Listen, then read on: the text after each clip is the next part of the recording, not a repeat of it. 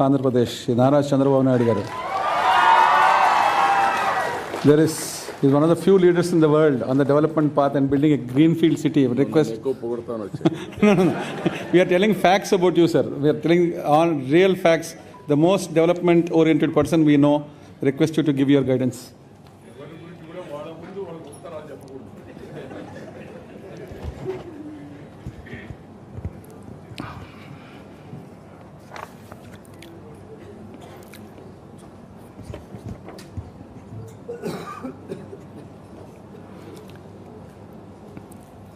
మన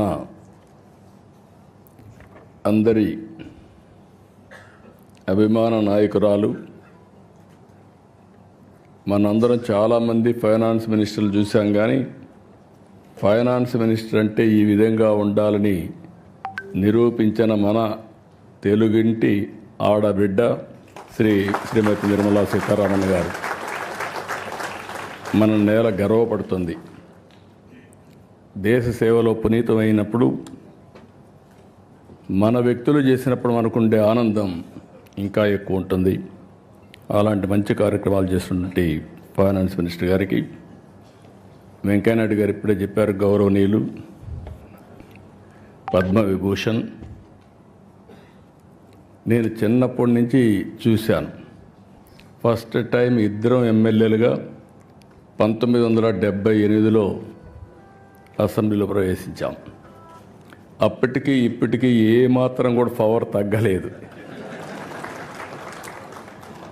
అదే పంచుంది. ఇంకా అవసరమైతే పంచి పెంచుతున్నాడు తప్ప ఎక్కడ తగ్గే పరిస్థితులు లేరు. ఆ రోజుట్లో మేము అసెంబ్లీకి వస్తే, నేను ఆ తర్వాత 1980లో మంత్రి అయ్యాను. ఎవరైనా సరే అసెంబ్లీలో ముఖ్యమంత్రితో సహా మంత్రులతో సహా భయపడతారంటే అప్పుడు వెంకయ్యనాయుడు గారికి, జైపాల్ రెడ్డికి భయపడేవాళ్ళు. జైపాల్ రెడ్డి గారు ఇంగ్లీష్లో మాట్లాడేవారు, వెంకయ్యనాయుడు అచ్చ తెలుగులో అప్పటికి ఇప్పటికీ అదే పందాలో మాట్లాడుతున్నాడు. నిర్మోహమాటంగా తనకున్న అభిప్రాయాలు చెప్తూ ఉంటాడు. ఒక విధంగా చెప్పాలంటే అధికార పార్టీలో ఉండేవాళ్ళు కూడా వెంకయ్యనాయుడిని ఎప్పుడు అభినందించేవాళ్ళు. ఎందుకంటే చాలా బాగా మాట్లాడుతున్నాడు, మా గౌరవం పెరుగుతుందని. అలాంటి పవర్ఫుల్ స్పీచెస్ ఇచ్చారు. తర్వాత మనిషిలో కూడా కమిట్మెంట్ చూస్తే, ఆగస్ట్ క్రైసిస్ వచ్చినప్పుడు ప్రజాస్వామ్య పరిరక్షణ కోసం ముందుండి మళ్ళీ ఎన్టీ రామారావు గారిని ముఖ్యమంత్రి చేసే వరకు పోరాడిన వ్యక్తి వెంకయ్యనాయుడు గారు.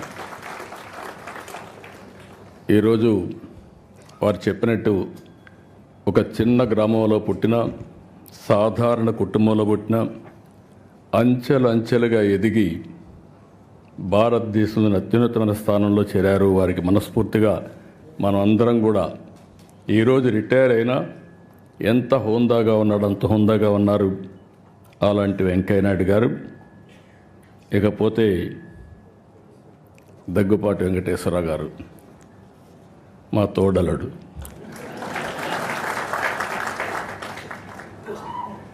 నాకంటే ముందు ఆయన అన్నీ చెప్పేశాడు, ఇంకా చెప్పడానికి ఏమీ లేవు. ఎప్పుడు కూడా మా ఫ్యామిలీలో ఒక విశిష్టమైన వ్యక్తి. డెప్త్కి వెళ్తారు, అనలిటికల్గా ఆలోచిస్తూ ఉంటాడు. ఏది కూడా నేను చూస్తూ వస్తున్నాను, ఇద్దరం కూడా ఒక స్ఫూర్తినిచ్చినటువంటి ఎన్టీ రామారావు గారి దగ్గర నేర్చుకున్నాం. తెల్లవారితో నిద్ర లేస్తే ఆయన దగ్గరికి వెళ్ళేవాళ్ళం, ఆయన అప్పచెప్పిన బాధ్యతలు చేశాం. అవన్నీ తలుచుకున్నప్పుడు నేను అనుకున్నాను, వెంకటేశ్వరరావు గారి ఇంటి పుస్తకాలు రాయడం వెంటనే. కలిసి ఉన్నాం 40 ఏళ్ళు, ఫ్యామిలీ మెంబర్స్. కానీ ఆయనలో ఇంత డెప్త్ ఉంది, ఒక పుస్తకం రాస్తాడని నేను ఎప్పుడు ఊహించలేదు. ఆయన చెప్పినప్పుడు నేను అడిగాను, మీరే రాశారా అని అడిగాను. ఎవరికైనా డౌట్లు ఉంటాయి, కానీ ఆయన రైటర్ కాదు, ఇప్పుడు కూడా కాదు. కానీ రైటర్ కానటువంటి రైటర్ ఈయన. రచయిత కానటువంటి రచయిత. ఈరోజు ఏదైతే అటెంప్ట్ చేశారో అది కూడా చూస్తే ఎవరు చేయనటువంటి పుస్తకం కోసం చేశారు. ఆ విషయాలు కూడా మనం ఒకసారి మాట్లాడుకుంటాం. అదే సమయంలో దగ్గుపాటి పురంధేశ్వర్ గారు, ఇటీవల ఎన్నికలు నేను చూశాను వారిని. వారు చూపించిన చొరవ కానీ, వారు నడిపించిన విధానం కానీ, దానివల్ల మళ్ళీ రాష్ట్ర ప్రజలకు ఒక మంచి జరగడానికి ఉపయోగపడింది. వారిని కూడా మనస్ఫూర్తిగా అభినందిస్తున్నా. ఒక చారిత్రక అవసరం మొన్న ఎన్నికలు. అందరూ ఆవేదన పడ్డాం. గీతం లాంటి వన్ ఆఫ్ ది బెస్ట్ ఇన్స్టిట్యూట్ని ఏం చేశారో మీరు చూశారు. ఇలాంటి ఇన్స్టిట్యూట్స్ రావాలని కోరుకునే సమయంలో ఇక్కడ డెమాలిషన్ చేసే పరిస్థితికి వచ్చారంటే చాలా బాధేస్తుంది. అలాంటివన్నీ మనం చూసాం. అయినా కూడా ఈరోజు ఇక్కడనే భరత్ కూడా ఉన్నాడు. కానీ ఆయన కష్టం ఇంకా లేదు దీంట్లో, ఇప్పుడిప్పుడే ప్రారంభం అయ్యింది. కానీ మూర్తి గారిని చూశాను. ఆయన ఒక చరిత్ర సృష్టించాడు. భావి తరాలకి ఓసారి ఒక్కొక్క చరిత్ర. ఆయన కూడా చూసి నేను అడిగాను ఒకరోజు, మీరెందుకు గీతం ఇన్స్టిట్యూట్ పెట్టారని అడిగాను. ప్రతి ఒక్కరి జీవితంలో, ఎందుకంటే ఈరోజు వెంకటేశ్వరరావు గారు రాసిన పుస్తకం ప్రపంచ చరిత్ర. ప్రపంచ చరిత్ర కూడా ఇప్పుడే వెంకయ్యనాయుడు గారు మాట్లాడినట్టు మనుషుల్లో ఆ సమయంలో కలిగే ఆవేశాలు కానీ, ఆ సమయంలో కలిగే ఒక ఎమోషన్స్ కానీ డిస్టర్బ్ అయినప్పుడు జరుగుతూ ఉంటాయి. ఈరోజు ఇక్కడ కూర్చున్నటువంటి గీతం యూనివర్సిటీ చూస్తే మూర్తి గారి రెండో అబ్బాయికి సీట్ ఇవ్వలేదు. ఏదైతే విజయవాడలో ఉన్నటువంటి సిద్ధార్థ ఇవ్వకపోతే, నేను అడిగితే సీట్ ఇవ్వలేదు, నీకంటే పెద్ద ఇన్స్టిట్యూట్ పెడతా, గొప్ప ఇన్స్టిట్యూట్ పెడతా అని గీతం స్టార్ట్ చేసిన వ్యక్తి మూర్తి గారు. ఇది నమ్మడానికి శక్యం కాదు, కానీ ఇది వాస్తవం. ఆయన చెప్పిన మాటలు ఇవి. నాకు అలాంటివి చరిత్రలో చాలా జరిగే పరిస్థితి వస్తుంది. అందుకని భారత్ పైన కూడా చాలా బాధ్యత ఉంది. నాకు ఒక నమ్మకం కూడా ఉంది. మూర్తి గారి స్ఫూర్తి ఉంది. ఈ ఇన్స్టిట్యూట్ని బ్రహ్మాండంగా చేస్తారని చెప్పి ఆశిస్తున్నాం. వెంకటేశ్వరరావు గారు, ఆయన జీవితమే ఒకసారి కానీ ఇది చేసుకుంటే, ఆయన చెప్పినట్టు ఆయన ఒక డాక్టర్గా చేసిన తర్వాత ఆయన చేయాల్సింది ప్రాక్టీస్ చేయాల. ప్రాక్టీస్ చేయాల.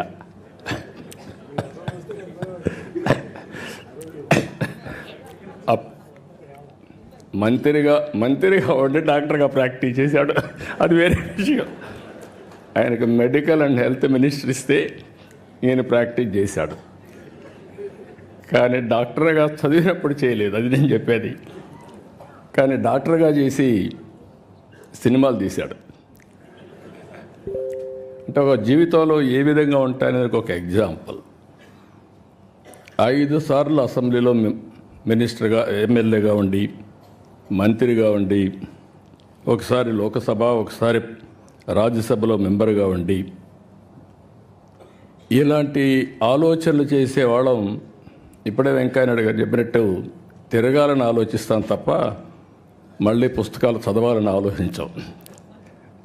తిరగడానికే సరిపోతుంది. అది ఒక వ్యసనంగా తయారవుతుంది. ఇప్పుడు వెంకయ్యనాయుడు గారు ఉండలేరు. ఆయన అంటున్నాడు, నేను రిటైర్ అయినాన్ని. కానీ రిటైర్ కాలా. మనిషి రిటైర్ అయ్యాడు, కానీ మైండ్ మాత్రం శాశ్వతంగా రిటైర్ కాదు. ప్రజాహితం కోసం నిరంతరం ఆలోచిస్తూనే ఉంటుంది. సమాజం కోసం పనిచేసే పరిస్థితికి వస్తారు. అదే సమయంలో వెంకటేశ్వరరావు గారిని చూసినప్పుడు మనిషి ఇంత మునిపే భరత్ చెప్పాడు, ఒక మాటలో చెప్పాలంటే మా ఫ్యామిలీలో మోస్ట్ రిలాక్స్డ్గా జోవియల్గా ఉండే వ్యక్తి వెంకటేశ్వరరావు గారు. చాలా ఈజీగా ఎన్ని కష్టాలున్నా ఏమున్నా మనిషి కనపడినప్పుడు హ్యాపీగా ఇది చేసేవారు. ఇటీవల ఒకసారి కలిసినప్పుడు నాకు కొన్ని అనుమానాలు వచ్చాయి.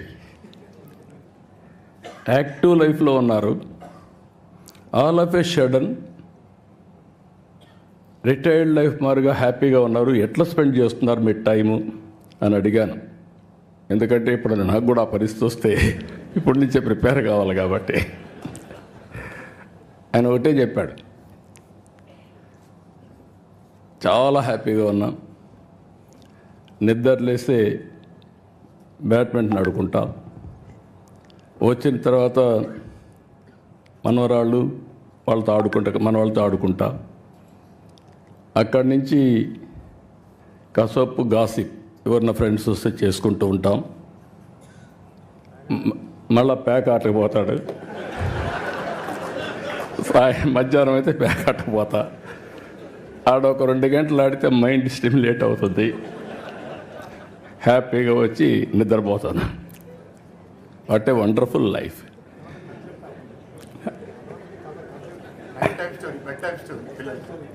పిల్లలకి అది కూడా చెప్పాడు, నేను మర్చిపోయాను. పిల్లలకి రాత్రిలో ఒక స్టోరీ చెప్పి ఏం హ్యాపీగా నిద్రపోతాడు. అదే మరి ఫ్రెండ్స్తో కలిసి విదేశాల్లో తిరగడం ప్రారంభించాడు. పోయినప్పుడు అక్కడ కూడా ఈ అధ్యయనం చేయడం ఇవన్నీ చేశారు. కానీ ఇన్ని పనులుండి ఇప్పటికి మీరు ఒకసారి చూస్తే ఒక 5 పుస్తకాలు రాశాడు ఆయన. ఈ ఎక్స్పీరియన్స్ చూసినప్పుడు ఫస్ట్ది ఒక చరిత్రలో కొన్ని నిజాలు, ఫస్ట్ బుక్ రాశాడు. అక్కడి నుంచి విభజన జరిగిన తర్వాత మేమందరం ఇంక్లూడింగ్ వెంకయ్యనాయుడు గారు విభజనలో బిజీగా ఉన్నాం. వెంకయ్యనాయుడు గారు పార్లమెంట్లో ఫైట్ చేయడం, ఆ సీన్ చూసిన తర్వాత బాధపడడం అవన్నీ జరిగాయి. అయితే వెంకటేశ్వరరావు గారు దాని మీద డెప్త్కి వెళ్ళి తెలుగువారి చరిత్ర వేర్పాటు వాదం ఎందుకు వచ్చిందని పుస్తకం రాసే పరిస్థితికి వచ్చారు. 3వ పుస్తకం అక్కడి నుంచి వదిలిపెట్టలేదు, ప్రపంచతత్వం నాయకత్వం. దీని మీద అధ్యయనం చేసి ఒక బుక్ ఒకటి రాసే పరిస్థితికి వచ్చాడు. ఇప్పుడు 4వది ఇంకొక పక్కన మీరు చూస్తే ప్రపంచ దేశాలు పాలనా వ్యవస్థలు అధ్యయనం చేసి దానిపైన ఒక పుస్తకం రాశాడు. ఇప్పుడు ప్రపంచ చరిత్ర ఆది నుంచి నేటి వరకు, ఇంకా ఆయన మాటల్లోనే చెప్పాడు కాబట్టి నేను ఎక్కువ చెప్పను, మొత్తం డీటెయిల్ ఆ తర్వాత జరగబోయేట కూడా చెప్పాడు. మనం అందరం ఒక 4-5 సంవత్సరాలు కాపాడుకుంటే మన ఆరోగ్యాన్ని భవిష్యత్తులో 50 ఏళ్ళు అంటున్నాడు. కానీ ఒక్కసారి ఇన్నోవేషన్ వస్తే 50 ఏళ్ళతో ఆగదు. కొంతమంది మీరు లేనిపోయిన ఆలోచనలు ఇచ్చారు. శాశ్వతంగా ఎందుకు బతకూడదని. God only knows. కానీ చరిత్ర కూడా మనం ఒకసారి చూస్తే ఇవన్నీ ఒక ఎత్తు అయితే ఈరోజు అన్ని దేశాలు కూడా సఫర్ అయ్యే పరిస్థితి వస్తున్నాయి. జనాభా లేదు, ఏఐ ఉంది, లేకపోతే టెక్నాలజీ ఉంది, దాన్ని ఆపరేట్ చేసే మనుషులు కూడా లేని పరిస్థితి వస్తుంది. యూరోప్ కానీ చైనా కానీ అదే మరిగా మీరు చూస్తే చాలా దేశాల్లో, జపాన్ కానీ అన్ని దేశాల్లో ఏజింగ్ ప్రాబ్లం అనేది బిగ్గెస్ట్ ప్రాబ్లంగా తయారయ్యే పరిస్థితి వచ్చింది. మనం అందరం అదృష్టవంతులం. భారతదేశం వరకు ఈరోజు ఎగ్జామ్ చేసే వచ్చింది. ఏదైతే ఐఎమ్ వెరీ ప్రౌడ్, నేను ముందుకు కూడా చెప్పాను. ఒకసారి నిర్మలా సీతారామన్ గారు చూసినప్పుడు ఆవిడ యొక్క ప్రస్థానం. వెంకటేశ్వరరావు గారు చరిత్ర రాస్తున్నారు, పక్కనుండే నిర్మలా సీతారామన్ గారు చరిత్ర సృష్టించడానికి శ్రీకారం చుట్టారు. ఇది ఒకసారి మనం చూసినప్పుడు, వారి ప్రస్తావాన్ని చూసినప్పుడు, ప్రయాణం చూసినప్పుడు నాకు అనిపిస్తుంది, నేను ఎప్పుడూ చెప్పేవాడిని, మగవాళ్ళ కంటే మహిళలు బాగా సమర్థవంతంగా పనిచేస్తారని. మా వెంకటేశ్వర గారు ChatGPT కొట్టి ఆయన పుస్తకం ఏ విధంగా ఉంది రేటింగ్, అది వాస్తవం. మీరు కూడా ChatGPT కొడితే మగవాళ్ళు ఇంటెలిజెంటా ఆడవాళ్ళు ఇంటెలిజెంటా అని కొడితే ఆడవాళ్ళు ఇంటెలిజెంట్ అని వస్తుంది. దానికి కారణం మగవాళ్ళకి లెఫ్ట్ బ్రెయిన్ పనిచేస్తే ఆడవాళ్ళకి రైట్ బ్రెయిన్ పనిచేస్తుంది. ఇది there is a scientific evidence. నాకు డౌట్ వచ్చి మా ఆఫీసులో అడిగితే మా వాళ్ళు కూడా అదే చెప్పే పరిస్థితి వచ్చారు. ఇప్పుడు వారిని చూసిన తర్వాత, నిర్మలా సీతారామన్ గారిని చూసిన తర్వాత, మదురైలో సావిత్రి నారాయణ్ ఒక మన మారిగానే ఒక సాధారణ కుటుంబం. అక్కడ ప్రాథమిక విద్య మదురైలో చేయడం, తిరుచిరాపల్లిలో ఆర్థిక శాస్త్రంలో అండర్ గ్రాడ్యుయేట్ చేయడం, ఢిల్లీ JNTలో ఆర్థిక శాస్త్ర డిగ్రీ తీసుకోవడం, లండన్ స్కూల్ ఆఫ్ ఎకనామిక్స్లో వెళ్ళి పీజీ చేయడం, అక్కడి నుంచి ప్రైస్ వాటర్ కూపర్స్లో పనిచేయడం కన్సల్టెంట్గా, ఐక్యరాజ్య సమితిలో పనిచేయడం, ఇండో బ్రిటిష్ సొసైటీ కూడా పనిచేయడం. ఇదంతా కూడా వారు ఆర్థిక మంత్రిగా పనిచేయడానికి ఎంతో ఉపయోగపడింది. ఆ ఎక్స్పీరియన్స్ కానీ, ఆ ఎక్స్పోజర్ కానీ ఈ దేశ అభివృద్ధికి ఈరోజు ఉపయోగపడతా ఉంది. అదే సమయంలో 2008 నేషనల్ స్పోక్స్ పర్సన్గా బీజేపీ ఎంపిక చేయడం. అక్కడి నుంచి మనం చూస్తే మోడీ గారి యొక్క విశిష్టత, రైట్ పర్సన్ని సెలెక్ట్ చేయడంలో నిర్మలా సీతారామన్ గారిని 2014లో పికప్ చేశారు. నాకు కూడా చాలా సంతోషం. 2014లో మొదటిసారి వారి ప్రస్థానం రాజకీయంగా ఎంపీ అయింది. ఆంధ్రప్రదేశ్ నుంచి అయ్యారు రాజ్యసభలో. అక్కడి నుంచి ప్రారంభమైంది. ప్రారంభమైన తర్వాత ఫస్ట్ టైం అయితే కామర్స్ అండ్ ఇండస్ట్రీస్ మినిస్టర్గా పనిచేశారు. 10 ఏళ్ళు ఫస్ట్ టైం డిఫెన్స్ మినిస్టర్గా, మొట్టమొదటిసారి అనుకుంటే ఇది కూడా రక్షణ మంత్రిగా పనిచేయడం, మహిళ పనిచేయడం ఫస్ట్ ఆఫ్ ఇట్స్ కైండ్. అక్కడి నుంచి 19లో కేంద్ర మంత్రిగా ఫైనాన్స్ ఛార్జ్ తీసుకున్నారు. అంటే 145 కోట్ల మందిని సమర్థవంతంగా నడిపించడంలో, అందరి జీవితాల్లో వెలుగు రావడంలో నరేంద్ర మోడీ గారు ఏ ఆశయాలు అయితే పెట్టుకున్నారో ఆ ఆశయాల్ని అమలు చేసే దాంట్లో ఒక డిసిప్లిన్గా ముందుకు పోతున్నారు. ఓసారి కొంచెం కటువుగా కూడా ఉంటారు, అవసరం కూడా. ఫైనాన్స్ ఇప్పుడు మామూలుగా గవర్నమెంట్లో చూస్తే అందరికంటే ఎవరు గట్టిగా ఉంటారంటే, నెగిటివ్గా కూడా ఉంటారంటే ఫైనాన్స్ డిపార్ట్మెంట్ ఉంటుంది. ఒకప్పుడు వారసత్వంగా వచ్చేది. స్టేట్ గవర్నమెంట్స్లో కూడా మోస్ట్ అన్పాపులర్ సెక్రటరీ ఎవరంటే finance secretary, most hatred person కూడా. కానీ ఈరోజు ప్రజలందరూ మెచ్చుకునే ఫైనాన్స్ మినిస్టర్గా నిర్మలా సీతారామన్ గారు ఈరోజు కార్యక్రమాలు చేపట్టారు. 8వ బడ్జెట్ ప్రవేశపెట్టారు. నరేంద్ర మోడీ గారి నాయకత్వంలో 10వ స్థానంలో ఉన్న ఆర్థిక వ్యవస్థ 5వ స్థానానికి వచ్చాం. I'm wishing her all the best, excellent work. ఇప్పుడు అతిపెద్ద ఆర్థిక వ్యవస్థ, 3వ ఆర్థిక వ్యవస్థగా మనం రాబోతున్నాం. దానికి మనం అందరం గర్వపడాలి. మీరందరూ కూడా గట్టిగా చప్పట్లు కొట్టి అభినందించాల్సిన అవసరం ఉంది, రికగ్నైజ్ చేయాల్సిన అవసరం కూడా ఉంది. ఇప్పుడే వెంకయ్య నాయుడు గారు చాలా స్పష్టంగా చెప్పారు చరిత్ర గురించి. చరిత్ర అనేది అందరం కూడా నెమరు వేసుకోవాల్సిన అవసరం ఉంది. అదే సమయంలో చరిత్రను నెమరు వేసుకునే సమయంలో చరిత్రను సృష్టించే అవకాశం భారతదేశానికి ఈరోజు వచ్చింది. ఈరోజు మనందరం చూస్తే ఆర్థిక సంస్కరణలు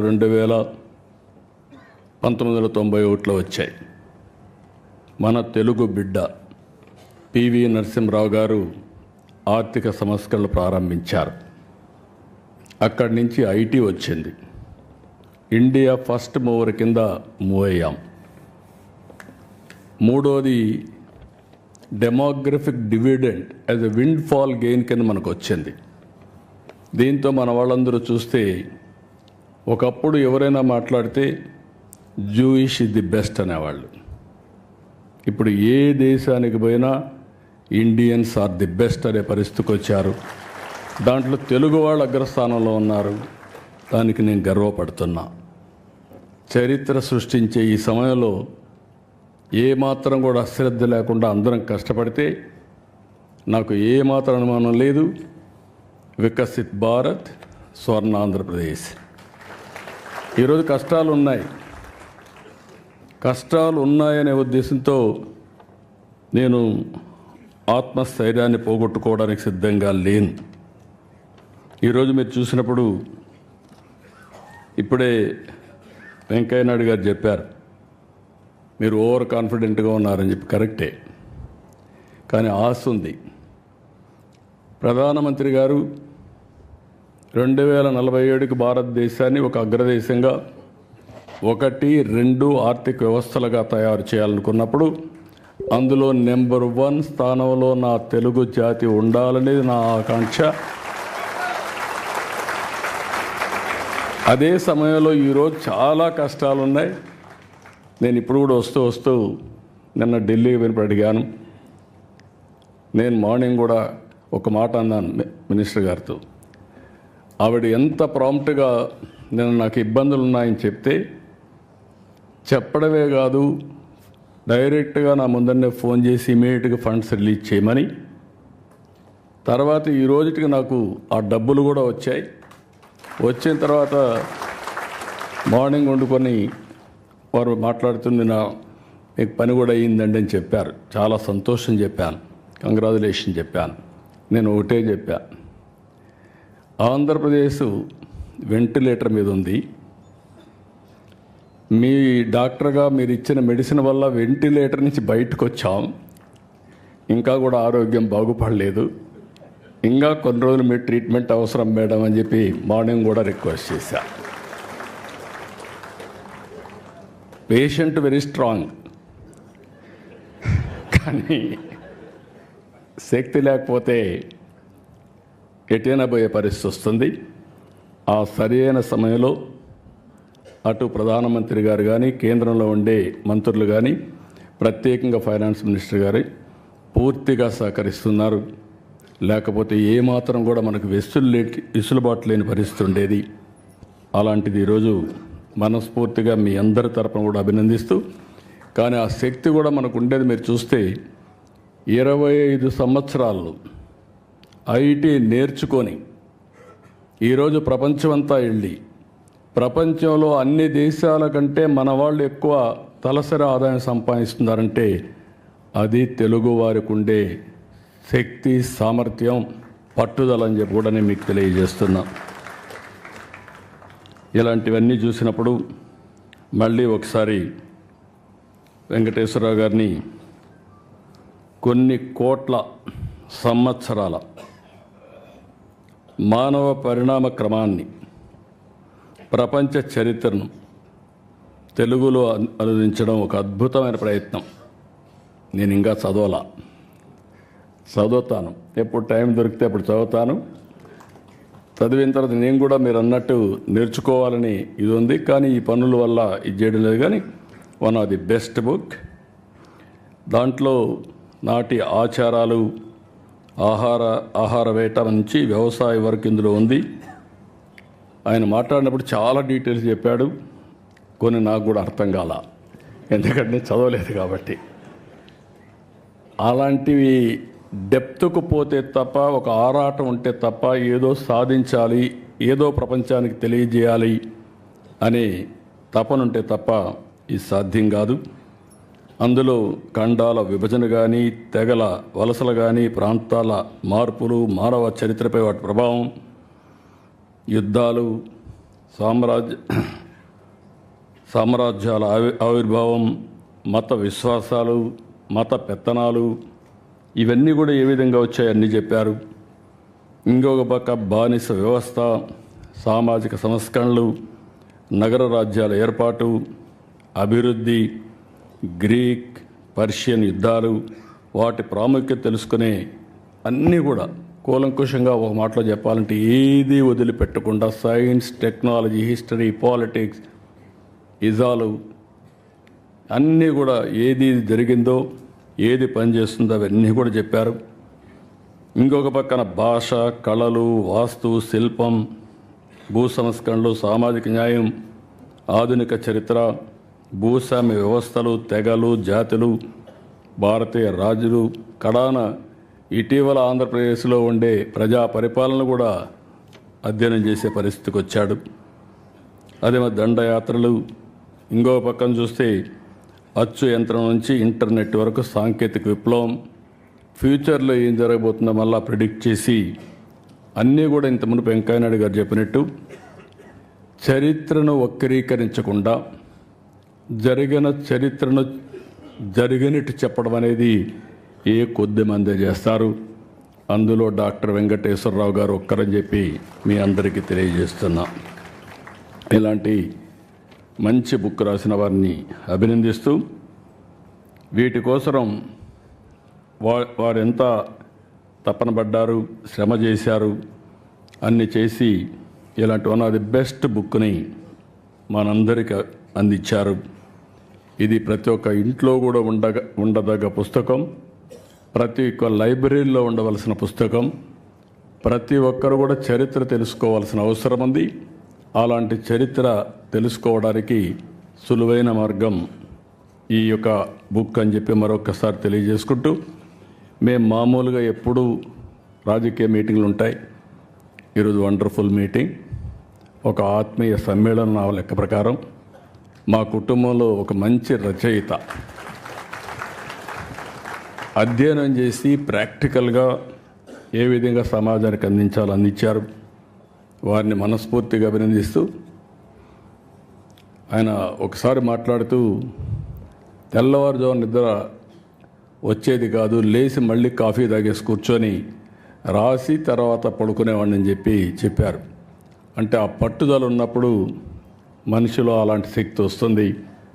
ఓసారి నిద్ర రాని రాత్రులు గడుపుతూ ఉంటాం, కానీ అల్టిమేట్గా one of the best achievement. I wish him all the best. Excellent work. మీ అందరి తరపున మరొక్కసారి మనస్ఫూర్తిగా అభినందిస్తూ అందరికీ నమస్కారాలు. జై హింద్.